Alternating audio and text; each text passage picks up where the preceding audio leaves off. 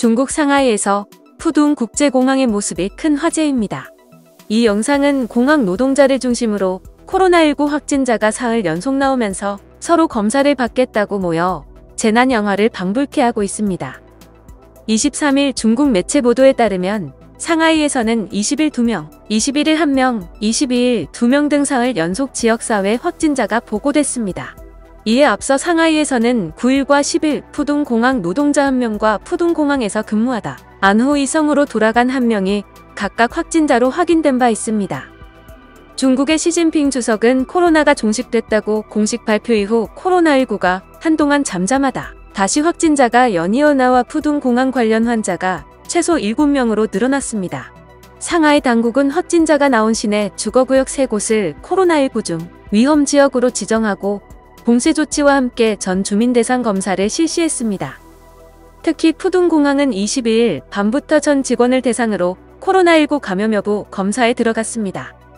중국 중앙TV에 따르면 상하이 방역당국은 23일 기자회견을 통해 9일과 10일 확진자 2명에 대한 역학조사 결과 북미 지역에서 온 항공 컨테이너가 감염원이라고 지목했습니다.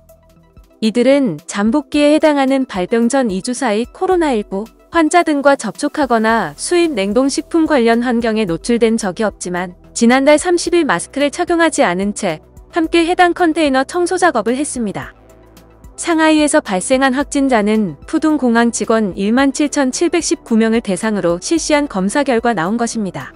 이전 검사에는 240여 명의 의료진과 300여 명의 직원이 참여했으며 중국은 대규모 핵산 검사를 통해 잠재적인 감염을 추적하는 방역 전략을 펴고 있습니다.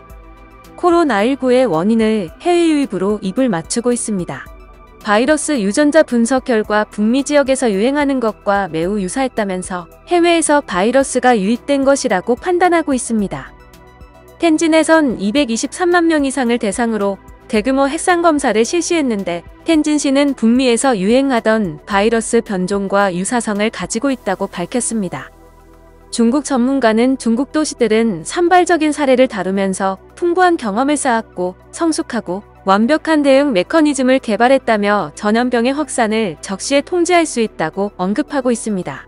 이어 다른 나라나 지역의 코로나19를 다루는 방식을 보면 이런 점을 더 명확하게 알 수 있다고 덧붙였습니다. 중국은 종식 선언 이후 코로나19로 국민들을 통제 못하고 있는데 당국은 해외 유입을 강조하고 있으며 여전히 종식된 상태라고 자화자찬 중입니다.